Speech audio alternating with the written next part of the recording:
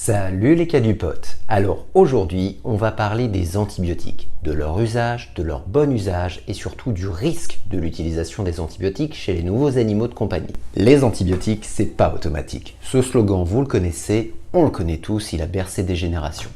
Cependant, aujourd'hui, je vais peut-être vous proposer d'autres types de slogans. Les antibiotiques, c'est problématique. Les antibiotiques, c'est trop facile. Les antibiotiques chez les NAC, ça peut vite devenir l'arnaque.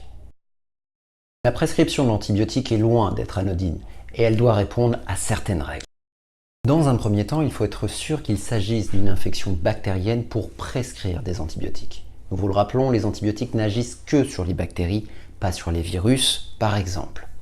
Afin d'être sûr qu'il s'agisse d'une infection bactérienne, le plus souvent, il va falloir recourir à un examen, un prélèvement du site infecté, la peau, les sécrétions nasales, etc., pour mettre en place une demande auprès d'un laboratoire de réalisation d'un antibiogramme, afin de définir quelles sont les bactéries responsables de l'infection et connaître les antibiotiques qui sont réellement efficaces pour lutter contre elles. Dans le cas où la mise sous antibiotiques se réalise en dehors de la réalisation d'un antibiogramme, pour des raisons d'urgence, pour des raisons de prélèvement impossible sur l'animal. La mise sous antibiotiques est dictée par le vétérinaire et le vétérinaire doit être en mesure de décrire quelles sont les bactéries qui sont principalement responsables de l'affection selon le site infecté afin de pouvoir baser son choix d'antibiotiques le plus précisément possible sur ces bactéries et être le plus efficace possible. Autre règle de prescription très importante, l'utilisation des antibiotiques critiques.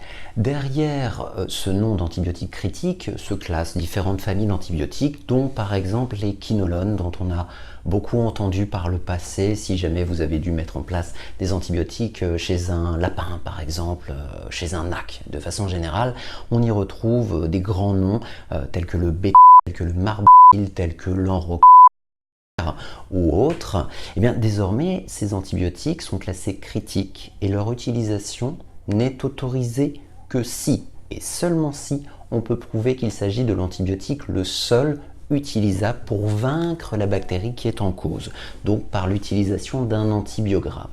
Ces décisions ont été prises pour protéger la santé des animaux. On s'est rendu compte que des fois, il n'était pas utile d'utiliser des antibiotiques si larges pour soigner l'animal, mais surtout pour protéger la santé humaine. Parce qu'on s'est rendu compte qu'à les utiliser à tort et à travers, on risquait de générer de nombreuses antibiorésistances, c'est-à-dire finalement d'apprendre à des bactéries en cause dans la maladie ou non en cause dans la maladie à résister à l'utilisation de ces antibiotiques et à terme à propager ces antibiorésistances vers d'autres espèces, dont l'être humain.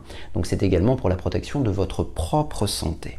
Tous les médicaments présentent des effets secondaires, les antibiotiques également. Parfois, l'usage d'un antibiotique sur une espèce spécifique peut même être mortel. Si on utilise le mauvais antibiotique sur un lapin, un cochon d'Inde, un chinchilla, on peut créer ce qu'on appelle une dysbiose sécale, c'est-à-dire que l'antibiotique va détruire une partie de la flore digestive de l'animal et favoriser une partie des bactéries présentes dans le tube digestif et ces bactéries vont peut-être synthétiser des toxines bactériennes. On parle d'entérotoxémie et malheureusement cette entérotoxémie amène très rapidement au décès de l'animal. Cela doit être maîtrisé par le vétérinaire qui prescrit des antibiotiques pour un lapin. C'est fondamental pour éviter de nuire à l'animal au lieu de l'aider.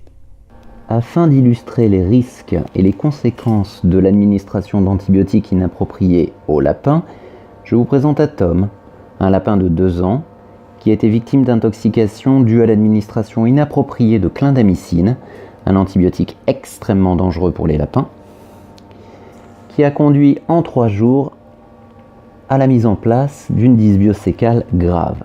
Alors vous voyez que cela a conduit à la mise en place de soins très intensifs.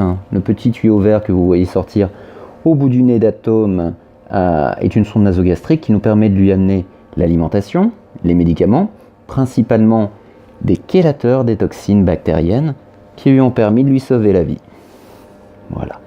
Le petit tuyau bleu qui court au sol est une perfusion qui nous permet de réhydrater Atom en lui délivrant en continu également des agents antidouleurs pour pour lui permettre de retrouver un transit et de ne pas avoir mal à cause des dilatations sécales qu'il connaît.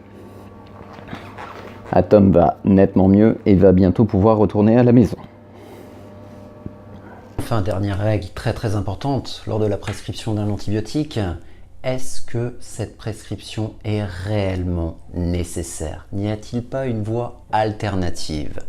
Les désinfections sont très efficaces pour une plaie et il n'est pas toujours obligé de recourir à un antibiotique. L'utilisation du miel, ce qu'on appelle l'apithérapie, dans certains cas, réalise réellement des effets miraculeux. Toutes ces choses sont à évaluer par le vétérinaire, en discussion bien entendu avec le propriétaire, pour aider le patient.